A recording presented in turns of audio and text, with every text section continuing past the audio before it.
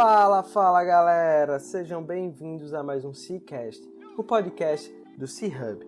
Eu sou Guilherme Oliveira, fundador e CEO do C-Hub Coworking e estamos aqui em mais um episódio do nosso podcast. Nós acreditamos que um ecossistema conectado, ativo e forte é o caminho para construirmos um ambiente de negócio que todo empreendedor deseja estar inserido. Compartilhando informações e experiências, esperamos estar ajudando a todos que estão nessa missão conosco. E toda semana trazemos aqui um empreendedor que está disposto a colaborar conosco nessa missão. Antes de darmos start à nossa entrevista, gostaria de fazer um pedido.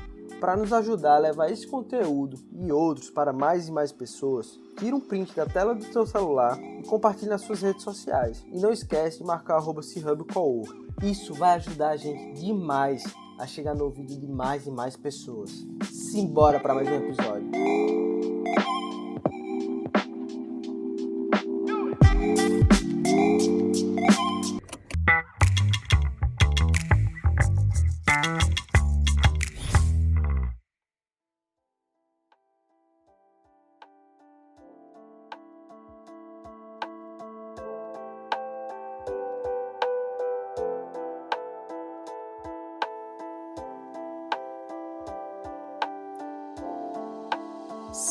Sim! Sejam bem-vindos a mais um C-Cast, o podcast do empreendedor raiz. Que vos fala eu, Guilherme Oliveira, o seu host, em mais um episódio, trazendo mais uma pessoa fantástica. Dessa vez a querida Camila Vilela, uma advogada empreendedora que vai ter muito a contribuir com esse episódio. E aí, Camila, como é que você tá? Tô bem, Guilherme, agradeço mais uma vez o convite, é um prazer poder participar e compartilhar um pouco da minha história.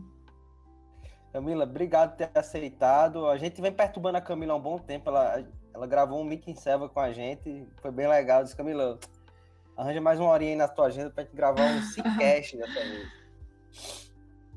Isso. E a Camila, gente, ela é pernambucana, só que trabalha no escritório de advocacia em São Paulo, estudou em Lisboa, ela tem uma baita experiência com empreendedorismo, inovação, só que dentro de um setor muito tradicional, que é o direito. E isso é algo que eu acho fantástico, porque os setores tradicionais têm que estar perto da tecnologia. E a tecnologia ela tem que ser vista como um meio, e não como um fim. E a Camila, acho que ela vai poder trazer um pouco da visão dela, de toda essa experiência dela, dentro do direito aplicando tecnologia.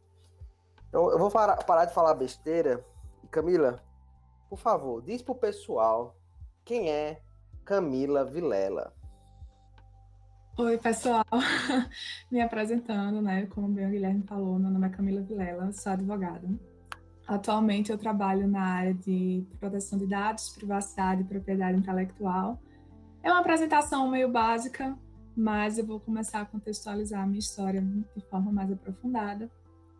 Eu sou pernambucana, sou de Bonito, do interior. Não nasci na capital, apesar de muita gente achar que eu estudei lá.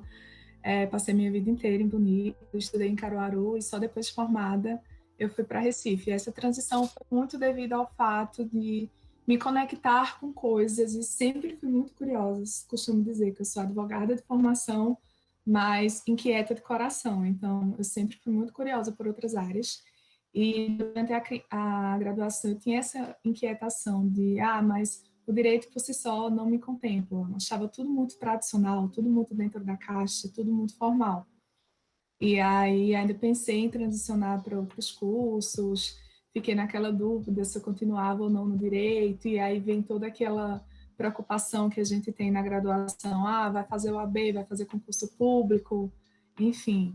E aí nesse processo de descoberta e autoconhecimento, que eu acho que foi uma das coisas mais essenciais e fundamentais na minha vida, eu conheci uma organização que se chama Fundação Estudar. E aí, na Fundação Estudar, eu participei de um dos programas dele. O primeiro que eu participei foi o voltado para a formação de liderança e me apaixonei. Eu já pesquisava outras organizações e instituições voltadas ao fomento ao empreendedorismo. Eu gostava muito, assim, de áreas que eram ligadas à tecnologia. E aí, outro ponto que eu sempre acreditei muito é que tecnologia não é apenas a ferramenta, o hardware ou o software que a gente utiliza, mas metodologia é todo o meio que a gente tem para a transformação. E o direito, eu fiz direito pensando muito nisso também, da questão que a gente tem muito raiz da transformação social, de ajudar o próximo, da acessibilidade. Então, eu ligava muito o direito à tecnologia como coisas muito complementares e que faziam muito sentido na minha vida. E aí ficava me questionando, tá, mas na prática, como é que eu vou fazer isso? Que área eu vou trabalhar? Na graduação eu via muito coisas que eram, vou chamar como tradicionais, mas assim, cada um tem uma visão diferente. Mas, por exemplo, trabalhista, tributário, civil, e eu me interessava muito por outras áreas, tipo, quando eu descobri a parte de propriedade intelectual, por exemplo, a marca, patentes, transferência de tecnologia, eu fazia, nossa, isso é incrível, você trabalhar direto com empresas na criação da parte intangível, você criar produtos, negócios, serviços. É a questão muito voltada para marketing e publicidade também. E aí eu fui me enviesando muito para esse lado. E aí, na Fundação Estuda eu consegui me descobrir melhor nisso. É uma organização daqui, hoje em dia eu moro em São Paulo, e é uma organização daqui, a Fundação Estudar aqui de São Paulo, mas atua em todo o Brasil, principalmente agora nesse momento que a gente está de pandemia, estamos alocando os cursos de forma remota. E na época foi um divisor de águas, é clichê, mas foi o que aconteceu, porque eu consegui mesmo me conectar com outros players dentro da área jurídica, outros escritórios, outras pessoas, enfim, não só escritórios, mas startups também que trabalhavam nessa área, e pude perceber que tinha um campo, que tinha um viés para atuar, que na atuação jurídica não existia apenas o caminho concurso e a advocacia tradicional, você poderia fazer outras coisas, e foi a partir disso que eu comecei a trilhar minha carreira. Massa, muito legal. E você acabou também nesse meio tendo uma experiência internacional lá em Lisboa. Sim. Conta um pouquinho pra gente dessa tua experiência aí, Camila. Então, e aí no meio de todo esse processo eu fui morar em Recife. Aí só complementando também, eu já sou a louca do voluntariado, então fiz voluntário na Fundação Estudar, logo depois de fazer o curso deles, eu acabei me engajando muito com a fundação. Hoje sou voluntária, sou facilitadora dos conteúdos, facilito o curso de liderança e de autoconhecimento deles. Já fui representante da rede deles de ex-alunos também, mentora, enfim. Também já me engajei com a Endeavor, na rede global de empreendedorismo. Fui líder do RGE em Recife. E participei também da rede Nossas Cidades, que é uma rede voltada para a mobilização urbana, e eu participava do meu Recife. E nessa época eu já morava em Recife. Então eu sempre fui apaixonada assim por coisas que trouxessem também uma camada multidisciplinar para minha carreira. E aí essas organizações, entidades em geral, me ajudaram muito nisso. E aí nesse processo todo eu também tinha muita vontade, principalmente assim, eu tive tanto acesso a esse conhecimento, como eu posso então ajudar outras pessoas através disso. E eu sempre tive muita vontade e sonho de lecionar, então foi daí que eu comecei a pesquisar mestrado. E eu queria um mestrado que ofertasse algo que não fosse tão tradicional academicamente falando. Eu acabei passando por um processo seletivo em Recife na época, mas houve algumas mudanças na minha vida e eu descobri o mestrado em Lisboa. E se conectava muito com a área que eu queria, que era direito intelectual e voltado para esse viés da tecnologia. Lá a abordagem é diferente, então a forma do mestrado, a metodologia, eu sou mestranda ainda da Faculdade de Direito da Universidade de Lisboa. Acabei fazendo application para outras universidades de Portugal, mas escolhi a clássica mesmo, como eles chamam, pelo apego mesmo, assim, histórico também e tal. E por conhecer a história de alguns professores, então já tinha aquele brilho nos olhos, eu vou ser aluna de tal professor, vou desenvolver isso e tal. E aí eu acabei optando ir para Lisboa. E fui nessa mudança, fui em 2017 e voltei início de 2019 para o Brasil. Foi um tempo que eu passei lá que, sim, foi transformador também. Sem dúvida, acho que eu passei uma experiência e tanto, e não só de vida, mas também profissional. E aí, como dica para quem tem interesse em fazer mestrado fora, né, também, acho que é bom você sempre procurar uma universidade que se conecte mais com você, porque existem diversos perfis O mestrado é completamente diferente da metodologia que a gente está acostumado no Brasil. Então, isso é um peso a se considerar também, além de toda a questão do custo de vida, enfim, que a parte mais burocrática que é inevitável. E a legislação, né? Porque a depender da sua área, no meu caso, a legislação é mais unificada em alguns pontos. Então, eu consegui aprender a legislação portuguesa e também levar em conta a brasileira, o que não foi uma dificuldade ou foi um empecilho, tanto lá quanto para voltar para cá e ser realocado no mercado. Legal. E pelo que eu pude ver nessa tua jornada, você acabou tendo contatos com vários ecossistemas diferentes. Você teve contato Sim. com Recife, que vem fazendo um trabalho belíssimo no fomento de inovação e tecnologia, com o Porto Digital. Tem várias instituições que são reconhecidas internacionalmente, como o Instituto César. Aí você vai para São Paulo e aí você vive um mundo, né, parece um país fora parte. E também você vai para Lisboa, que já vem fazendo um trabalho de fomento muito grande. Isso. Lisboa atende o Web Summit, que é um dos maiores eventos de tecnologia do mundo. E aí eu queria que você falasse para a gente como é que você viveu cada um desses ecossistemas, que aprendizados você consegue tirar de cada um. Pronto, como eu falei, eu sou muito inquieta, né? Eu sou uma pessoa que, se você chegar para mim e oferecer, assim, ó, tem um projeto em tal coisa, vai ser difícil eu dizer não. Estou trabalhando muito isso, inclusive, aprender a dizer não. Mas tem coisas que me motivam, principalmente que são ligadas a essa transformação digital. E o digital, principalmente voltado para a inclusão, para a acessibilidade, para a quebra de paradigmas, isso me encanta muito. E quando eu fui para Lisboa, eu fui muito bem programada. Eu sou capricorniana, então, assim, para quem entende de signos, sabe que é aquela coisa metódica. Então, eu fiz um checklist de todas as coisas que eu queria fazer em Lisboa. Desde fulaninho que eu queria conhecer de tal escritório, a tal aceleradora que eu queria ir fazer tal projeto lá. E fiz esse checklist.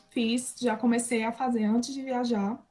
Como eu falei, eu pesquisei bem a faculdade para ver o perfil e tudo mais, quem eram os professores, onde os professores estavam conectados, tipo assim, tal professor é conectado com tal coisa do ecossistema que funciona em tal lugar. E aí eu fiz muito isso, eu fiz um mapeamento total de tudo que eu queria conquistar ou almejava em Lisboa. Aquele mapa visual que você faz, né?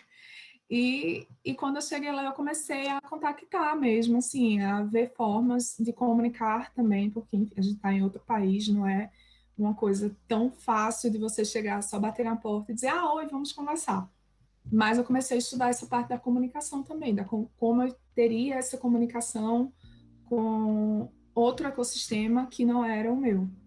E aí eu fiz um checklist de todas as coisas que eu queria fazer, desde pessoas de contatos a projetos que eu gostaria de participar e também os vieses que eu queria estar conectada para abrir portas, que foi o caso do Legal Hackers, por exemplo, né, que eu sou uma das cofundadoras e por estar engajada nesse meio da tecnologia, mesmo dentro do cenário português, a gente acabou fundando esse grupo porque eu já conheci outras pessoas que também tinham esse mesmo engajamento, essa mesma ideia, essa mesma movimentação, e hoje eu sou cofundadora do capítulo de lá, atuo ainda mesmo à distância, e para mim foi assim uma das melhores experiências também de criação, vamos dizer, de projetos que eu tive como um dos meus filhos, foi ter cofundado essa oportunidade de cofundar o Legal Hackers. E lá foi muito Massa. bacana, porque conheci as aceleradoras, tipo a Betaí, que é incrível. Tem a Startup Lisboa também, que é como é o programa deles do governo, explicando de forma mais simples, que é a aceleradora deles para Lisboa e, enfim, pega toda a parte do ecossistema de Portugal. Acabei também entrando no escritório de advocacia, que é o SRS Advogados, e é o primeiro escritório português a ter uma aceleradora de startups. Então, a experiência foi incrível poder colaborar com isso também, de estar dentro desse meio. E foi quando eu comecei também a... Quando eu estava lá, foi na época de 2018, né? Tipo assim, fui em 2017, mas o boom mesmo de tudo acontecer foi 2018. E aí já foi, como eu já trabalhava nessa parte de tecnologia, privacidade e tudo mais, foi quando começou a entrar em vigor o Regulamento Geral de Proteção de Dados Pessoais. E aí eu comecei a trabalhar com isso também em Lisboa, porque eu peguei todo esse processo de implementação, de adequação e aprender na prática como era o plano de conformidade, enfim, toda essa parte mais conceitual. E me engajar com outros players de toda a cadeia sistêmica mesmo de Lisboa, não só a academia em si, não só o mestrado, mas eu tinha muito intuito de, tá, eu estou fazendo mestrado, eu quero ter essa parte acadêmica, eu amo ser pesquisadora, então eu gosto também da parte, digamos, mais sentar na cadeira, escrever artigo, produzir conteúdo, mas eu também queria ter esse viés prático, né? Não só chegar, fazer as aulas, escrever os 300 artigos que você precisa, trabalhos de conclusão, dissertação e voltar com o título. Eu queria ter realmente um diferencial e eu acho que eu consegui, porque eu tenho uma porta muito boa hoje em dia com Lisboa. Para mim, Lisboa hoje é segunda casa, sem dúvida. Tenho amigos, enfim, não só pessoais, como na área profissional também. E foi uma escolha que eu acho que foi bem assertiva. Lógico, foi muito bem estudada para ir para lá. E aí, no processo que eu estava também em Lisboa, eu acabei me aplicando para uma bolsa de mobilidade acadêmica para Madrid. E estudei na Universidade Autônoma de lá. E na época foi incrível também a experiência, porque Madrid é uma cidade encantadora. Eu fiz a mobilidade pelo programa Erasmus Plus, e aí ganhei uma bolsa para ser pesquisadora lá. Fiquei um semestre letivo na Espanha, e aí foi depois que eu voltei para o Brasil. Muito massa. Acho que nessa sua última fala aí, quero trazer alguns pontos para o pessoal. Essa tua experiência de fundar o Legal Hackers, né, que traz um pouco dessa parte prática, mas explica para o pessoal o que é o Legal Hackers, que comunidade é essa, qual era o objetivo de vocês ao criarem essa comunidade, o que é que vocês estão fazendo hoje? Certo. O Legal Hackers é uma comunidade global, então tem praticamente em todo mundo. Aqui no Brasil tem várias cidades. Nosso objetivo e plano de trabalho em Lisboa era ter um viés mais prático, não apenas fazer eventos, mas ter um contato e consolidar o ecossistema no sentido de juntar academia, empresas e setor privado, que seriam os escritórios de advocacia. A ideia do grupo, no geral, do global, é muito voltado para a disseminação da tecnologia, né? Essa nova disrupção que a gente vê dentro do cenário do direito. E trazer esses novos conceitos ou conceitos que já não são tão novos para a comunidade de uma forma mais clara, mais transparente, para que a gente também tenha discussão e debate sobre o tema e consiga também ter essa troca de conhecimento. Por exemplo, Lisboa, Portugal, Madrid também tem um capítulo de Madrid, Recife, Natal também tem. Então, assim, é realmente a gente ter esse ecossistema junto, global, e que todo mundo trabalhe em conjunto para melhorar o direito e a tecnologia no todo, né, de forma mais clara e acessível. Então, é meio que ter esse conceito da transformação digital é o nosso propósito dentro do Legal Hackers. Em Lisboa, a gente foca muito na parte prática, como eu falei. Agora, a gente não está conseguindo fazer tanta prática pela pandemia, mas os debates que a gente está fazendo são através do Zoom, webinários e voltado para discussões mais práticas, de, por exemplo, inteligência artificial e direito ao esquecimento. Agora a gente vai ter um próximo, que eu acho que é dia 18 de outubro, voltado para branqueamentos do setor financeiro, das fintechs. Então, é sempre muito para questões mais práticas, e até a gente tenta buscar pontos que são mais novos dentro do que a gente está discutindo. A gente já fez sessão de cinema também, para discutir, por exemplo, os pontos específicos autorais de Black Mirror e como impacta a vida da inteligência artificial e robótica no dia a dia. Então, a gente sempre tenta trazer esse viés mais próximo do público e com uma proposta mais diferenciada dentro do possível. Muito massa mesmo. E essas discussões são muito importantes, cara, para a gente poder promover o conteúdo entre a sociedade. E como é que faz para participar, Camila? É possível pessoas daqui participarem ou é um grupo fechado? Só essa Não, dúvida. é um grupo aberto, totalmente aberto. Agora, como existe em cada cidade, eu aconselho você procurar o grupo que estiver em sua cidade, porque é mais fácil você se engajar dentro das pessoas que participam.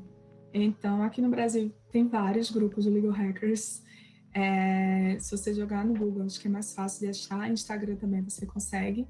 Você só entrar em contato com algum dos responsáveis ou alguém que faça parte e você pedir para participar. Então, geralmente a gente sempre cria um grupo do WhatsApp para todo mundo estar compartilhando materiais, dicas, informações e, consequentemente, também marcar os encontros e desenvolver atividades. E é muito aberto, assim, se você quiser propor alguma coisa para você, tive tal insight relacionado a tal tema, então você consegue fazer um evento, trazer uma pessoa para falar, para palestrar, ou até mesmo outro tipo de atividade, sei lá, uma atividade de pesquisa dentro de tal universidade.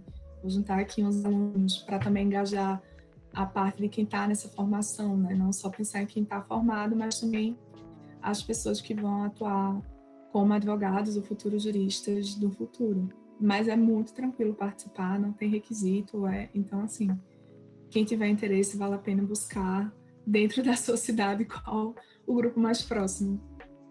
Legal, massa. E aí você, depois de falar sobre o Legal Hackers, dessa experiência de de ajudar a fundar a comunidade, você falou que trabalhou no escritório que tinha uma aceleradora internamente. Isso. E como é que foi? Você chegou bem no início da construção. Como é que você vê isso de um escritório ter uma aceleradora de startups dentro de casa? Eu achei incrível. Foi assim, uma coisa que me deixou encantadora. Eu já conhecia, como eu falei, né? Eu fiz uma pesquisa, um trabalho antes de mapeamento. Daí eu vi que tinha um escritório em Madrid que fazia isso. Tem em Londres também, mas de Lisboa, comparando Madrid e Londres, Madrid é mais perto. E aí eu vi que tinha esse escritório, inclusive ele tem filial em Portugal, mas ele não tinha esse programa de aceleração em Portugal. E aí foi quando eu conheci esse outro escritório que tinha, e que era o primeiro a criar essa aceleração dentro do país. E na época, minha tese era voltada para outro tema do que é hoje. E eu entrei em contato com eles, mas, claro, com a intenção de estar lá dentro, mas jogando muito esse viés da minha dissertação, da minha pesquisa. Quero trocar uma ideia com vocês e tal. E acabou que a gente teve um feeling muito bom. A gente super se conectou e eu acabei indo trabalhar uma temporada lá. E assim, a experiência foi incrível, porque realmente você vê um escritório dando suporte para isso, não é só inovador, porque se falar inovador é uma coisa muito clichê, mas eu acho que é um ponto mesmo de quebra, né, do que a gente vê do tradicional. A proposta muito do SRS é ter essa proximidade do ecossistema com os advogados, e a aceleração por si só, principalmente empreendedores de início de carreira, custa a deixar o jurídico para depois. A gente não precisa contratar um advogado agora. E aí, dentro do SRS, a gente tinha tem, na verdade, né? Porque a gente fala como se ele estivesse lá, mas tem não só a parte jurídica, mas tem todo o assessoramento também das outras áreas que precisam, de como você criar esse modelo de negócio, a questão de ajuda de marketing, investidores, captação, enfim. Tinha outras equipes que trabalhavam em conjunto, então não era só o escritório em si, o escritório era a base e tinha outras pessoas que também colaboravam, né? Outras empresas, e aí tinha chamada de abertura para aceleração, e aí tinha um período de tempo que as startups ficavam incubadas dentro do escritório. Pô, legal. E basicamente era uma troca de serviço por equity. Sim, isso. E, e aí também, assim, a depender, muitos das startups que voltavam, tinha algumas que eram muito voltadas para a área de legal tech também, então, assim, a maioria das submissões eram muito para isso, porque via que era um escritório de advocacia, fintech, porque essa área é extremamente gigante em Portugal, a área de fintech. E aí eram mais ou menos essas áreas assim que puxavam mais para o processo de aceleração. mas era bem aberto e sem dúvida era uma experiência bem diferente do que eu vi aqui no Brasil. Massa, eu imagino, ó. E eu acho que fica um exemplo para outros escritórios estarem pensando em adotar um modelo parecido. Sim, com Porque certeza. é um posicionamento importante, você vai estar próximo de pessoas que estão pensando ali, talvez, nas soluções de futuro, né? Então, por que não investir alguns... E são horas, né, de trabalho, então você não está desembolsando ali nenhum real necessariamente. Sim, pois é. E o outro escritório que eu falei de Madrid, o nome é Quatro Casas. Então, para quem tiver interesse em pesquisar também, o trabalho deles é incrível, sou apaixonada por eles. E eles têm essa aceleradora também em Madrid. E eles fazem hackathon, eventos e tal. E, e aí também em Lisboa eu me engajei no Startup Weekend, que eu já organizava aqui no Brasil. Eu organizei a primeira edição do Smart Cities em Recife. E aí, quando fui para Lisboa, eu disse, por que não, né? Por que não fazer um aqui? E aí eu me conectei com o pessoal da Techstar e acabei organizando também o Startup Weekend em Lisboa. Lá a gente só tem uma edição, a gente não tem verticais como a gente tem aqui no Brasil. Que aqui no Brasil, para quem conhece o Startup Weekend, né, é um programa que você tem 54 horas para criar sua startup e a depender da edição tem vertentes. Por exemplo, a Startup Weekend voltado para a área de saúde, para a área só de desenvolvimento, para a área legal, por exemplo. Enfim, tem várias. E tem um geralzão também. E aí, quando eu estava lá, isso estava no meu checklist também. Quero também fazer isso. E aí eu consegui me conectar com as pessoas que já eram organizadoras e organizei a edição de lá. Pô, legal, viu? Acho que a Camila quase zerou o jogo já, viu? Quase. Ainda faltam algumas coisas que não tá na listinha, mas foi bem bacana assim, a experiência. E aí, quando eu tava lá, eu disse, então se eu voltar para o Brasil, eu quero organizar a primeira edição Legal do Nordeste, né? Agora é minha meta, já que eu organizei Lisboa, eu vou levar a primeira edição da área jurídica para o Nordeste. Aí eu fiz isso ano passado.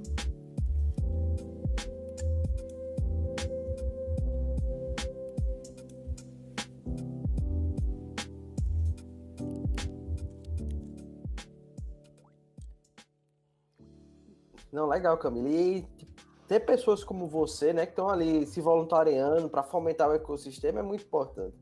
Eu vejo a Sim, importância do Jerimum Vale aqui no Rio Grande do Norte, de aham, vários empreendedores ali gastando horas sem nada em troca ali no curto prazo, mas a gente vê que volta, né? O que a gente faz ali pela comunidade, pelo ecossistema, volta, com certeza. isso. Eu acho que tudo que a gente demanda, a gente acaba colhendo de alguma forma. E foi importante você trazer isso, né? Porque, enfim, tudo que eu falei aqui foi voluntariado. Tirando a parte do Uhum. escritório, o resto foi tudo voluntariado, né? O Startup Weekend é voluntariado, a Fundação Estudar é voluntariado, o Legal Hackers também é voluntariado. Mas a gente tem uma porta de entrada a partir do trabalho que você faz, da entrega que você tem, né, nos projetos, mesmo que sejam voluntários, você tem um retorno muito positivo. Agora, por exemplo, através do Legal Hackers, eu estou coordenando uma pós em Portugal. Então, é aquela coisa, né? Você planta, acaba colhendo e isso é muito gratificante também. Com certeza. Eu tenho certeza que volta tudo isso aí que você fez.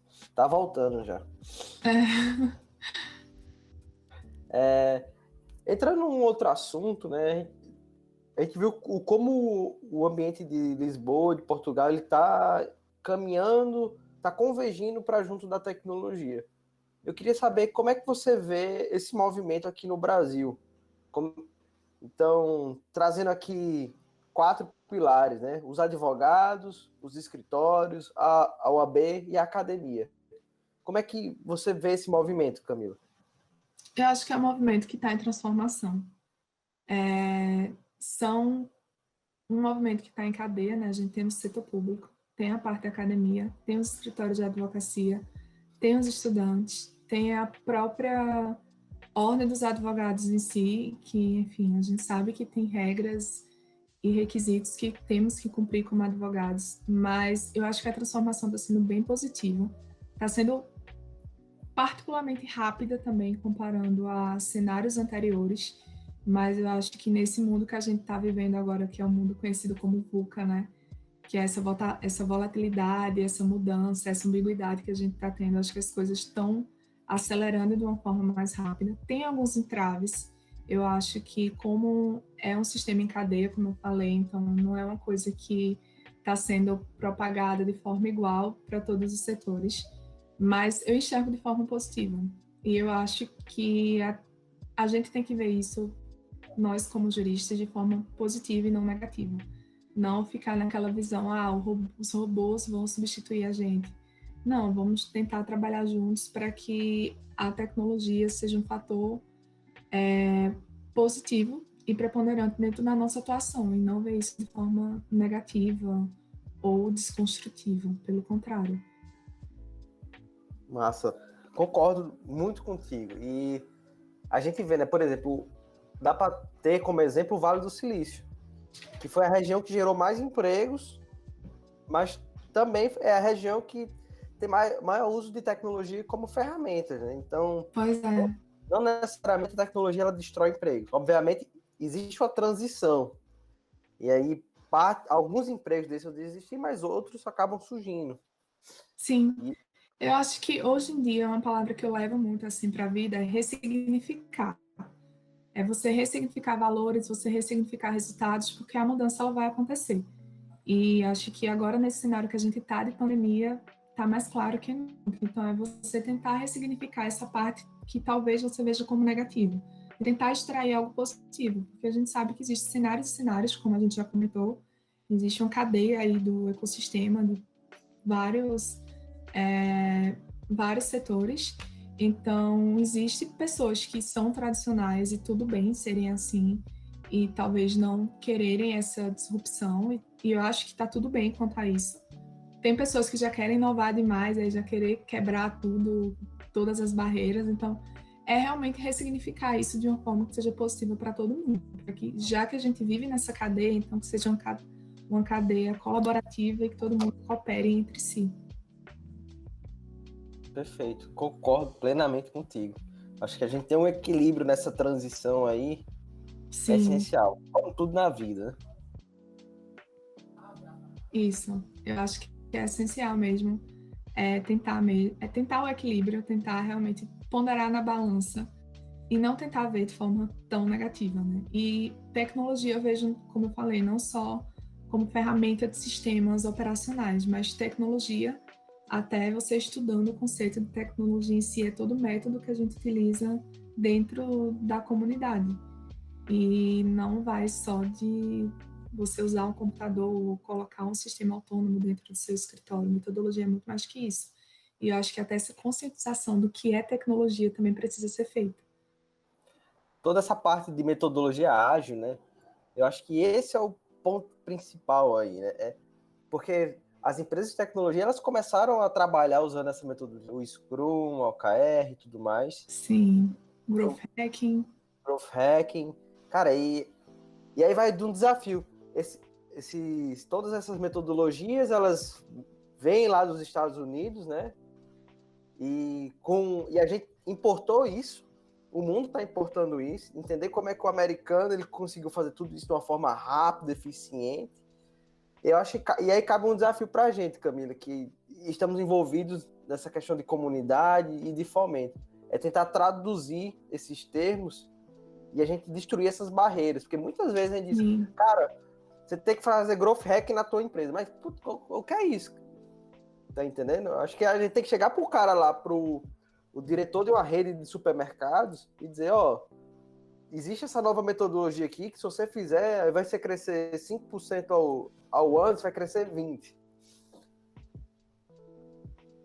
isso. Eu acho que é muito quebrar também essa coisa do que a gente tem de trazer termos de fora para cá e supervalorizar isso, né? A gente tem essa cultura aqui no Brasil, acho que é inevitável.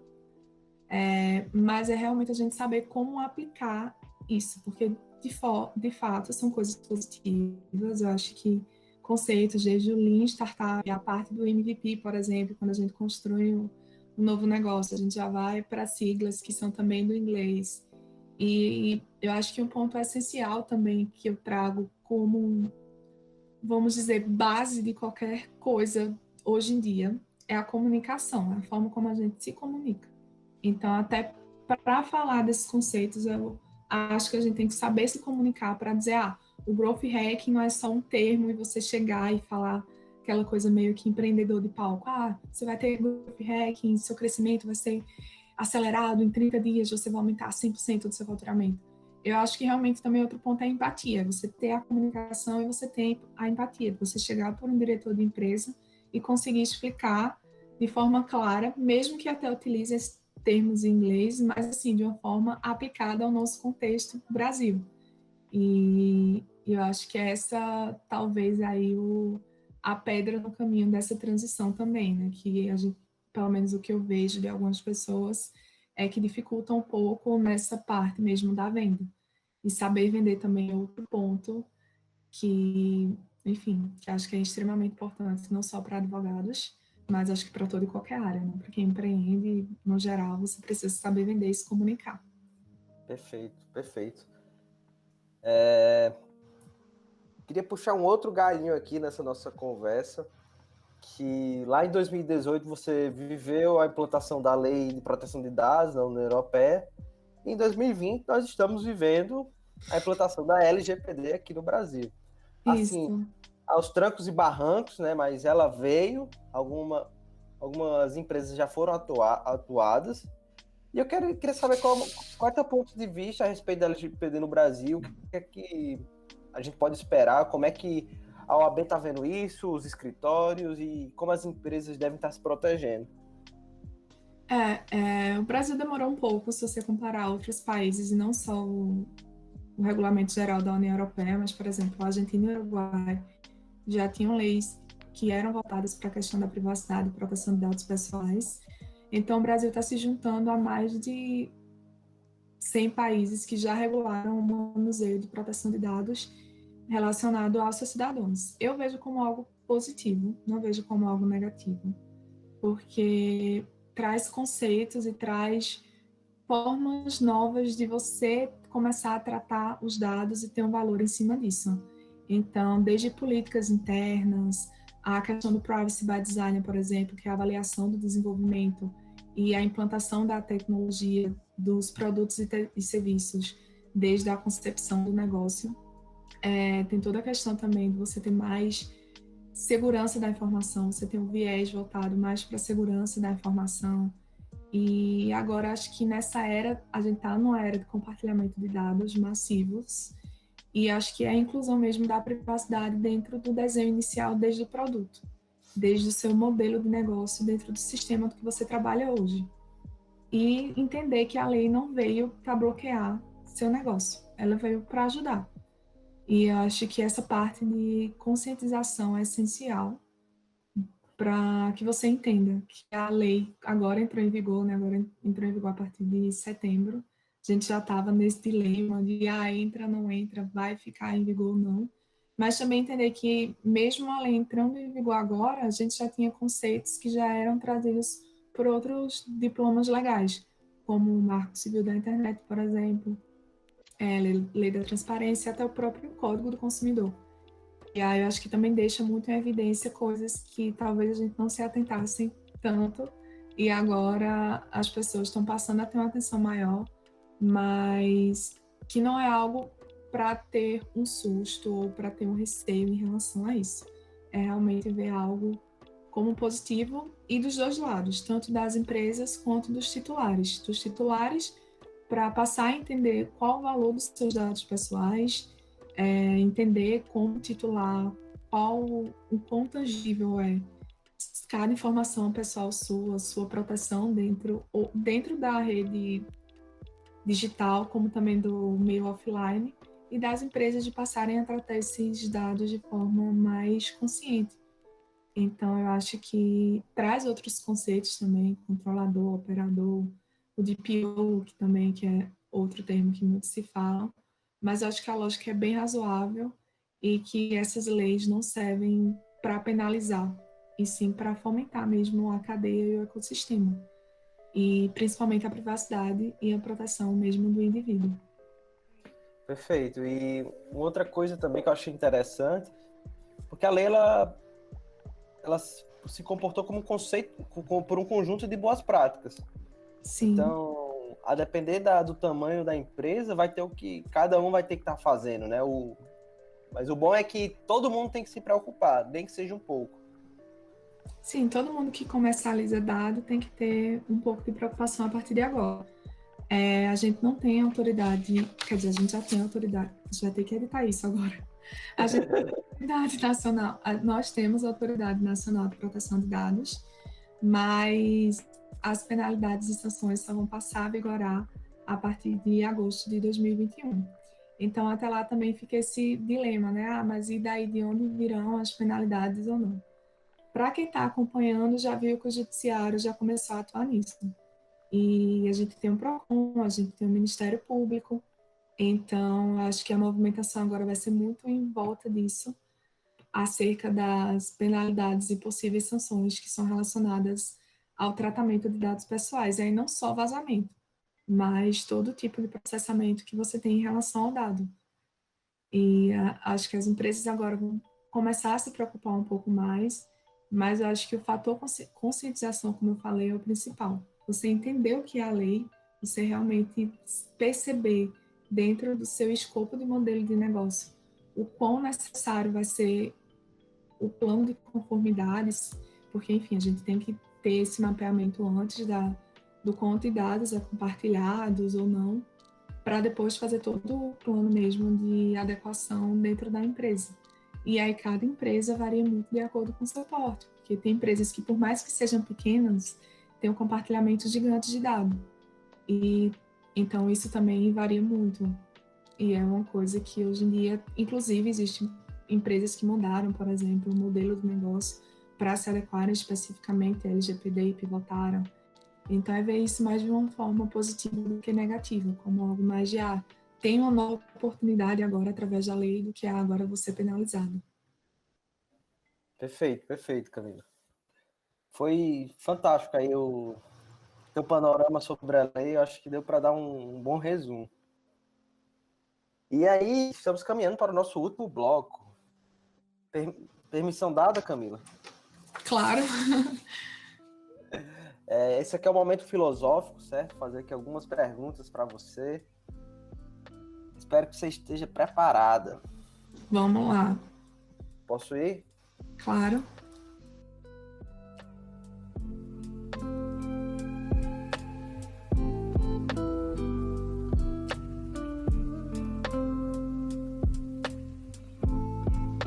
Camila Vilela, qual foi o erro ou o momento na tua jornada profissional que você guarda com mais carinho?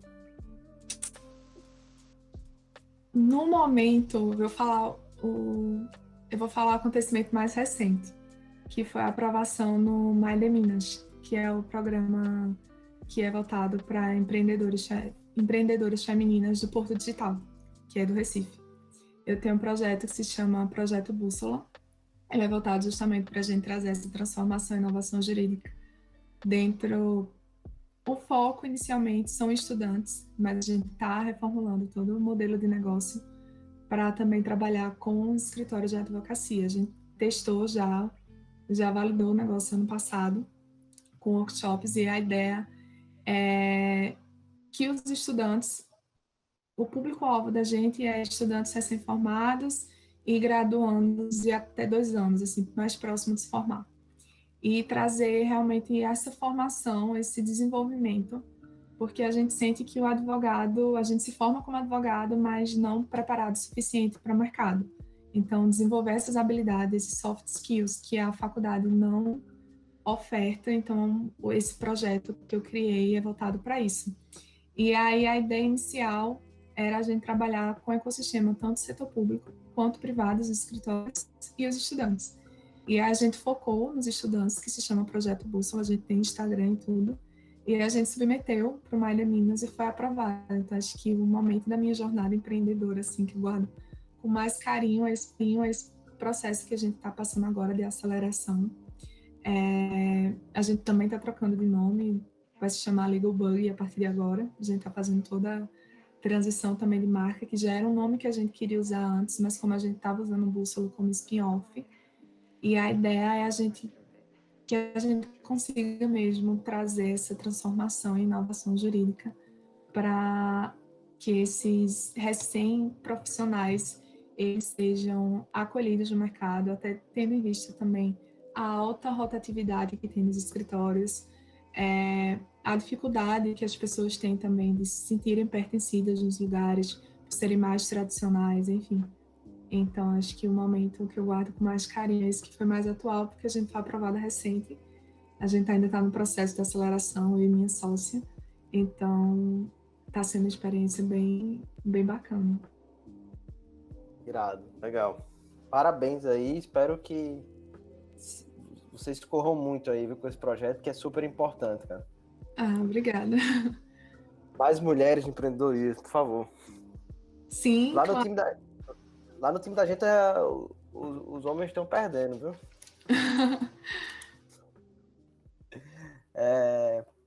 E pra gente concluir, Camila, se você pudesse mandar uma mensagem no ouvido, certo?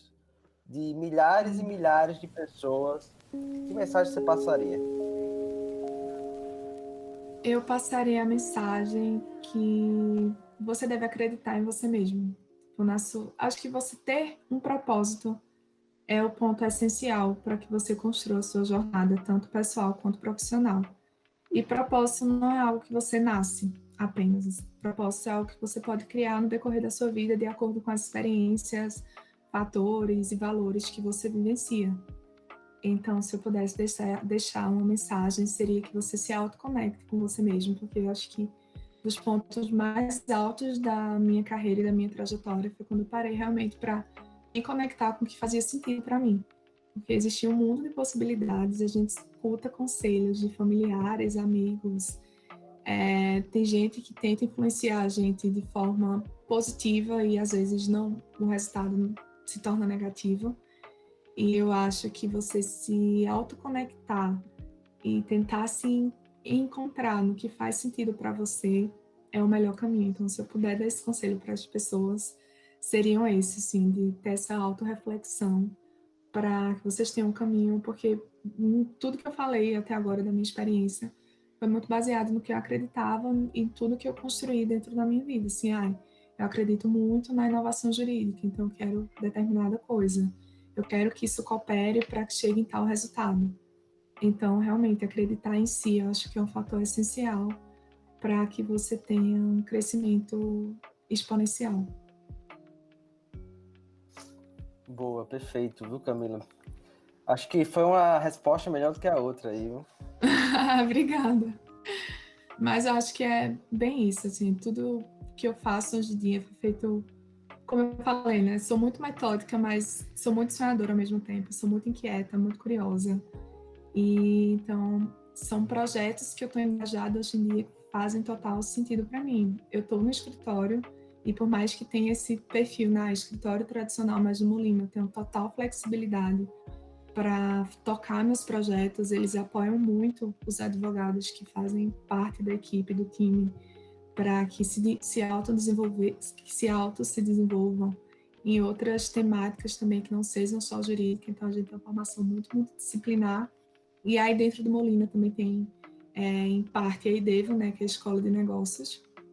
E eu leciono na IDEVO agora no curso de Legal Growth Hacking. A gente acabou reformulando e trazendo também esse conceito do Growth Hacking para a área jurídica. E a gente está lançando em breve a nova versão do curso. Mas é sempre muito isso, assim, de conectar com o que eu acredito e tentar jogar isso de uma forma mais prática. Tudo bem você ser sonhadora, mas vamos colocar o pé no chão e executar isso de alguma forma. E acho que foi isso que faz muito sentido para a minha vida hoje, de ter uma carreira mais consolidada e dentro do que eu sonhei. Não foi fácil de início trilhar essa jornada, não foi algo que eu pensei, tipo, vai ser isso para sempre. Não, pensei várias vezes em desistir, sim. Mas, como eu falei, acho que você tendo esse seu propósito de vida que lhe motiva, que faz sentido para você, que lhe move, acaba que você se conecta com outros fatores e valores que te levam para os caminhos ideais.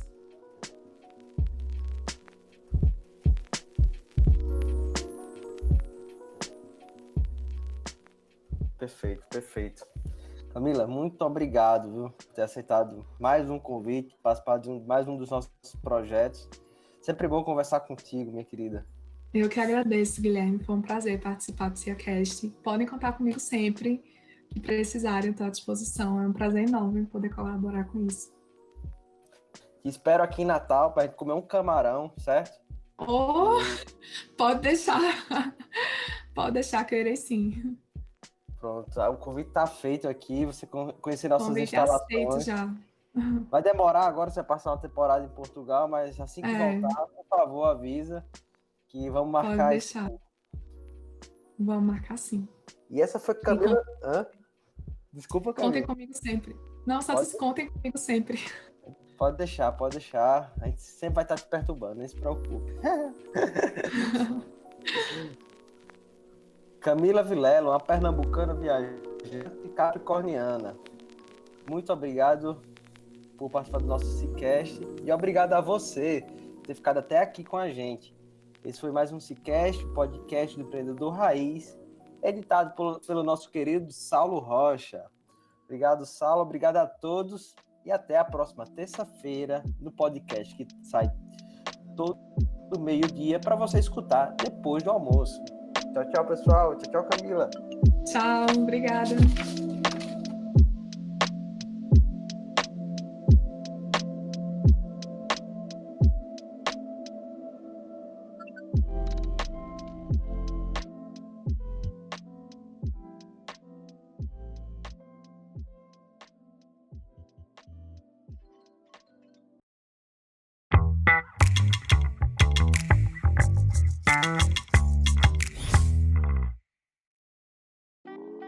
Este foi mais um episódio do CiCast e fico muito feliz por você ter ficado com a gente até aqui. E vou fazer aquele pedido novamente. Se esse conteúdo fez sentido para você, compartilha nas redes sociais, tirando um print da tela do teu celular e não esquece de marcar @CHubCoworking. Como eu disse no início, isso vai ajudar a gente de uma forma gigante a levar esse conteúdo para mais e mais pessoas. Valeu, galera. Até a próxima semana.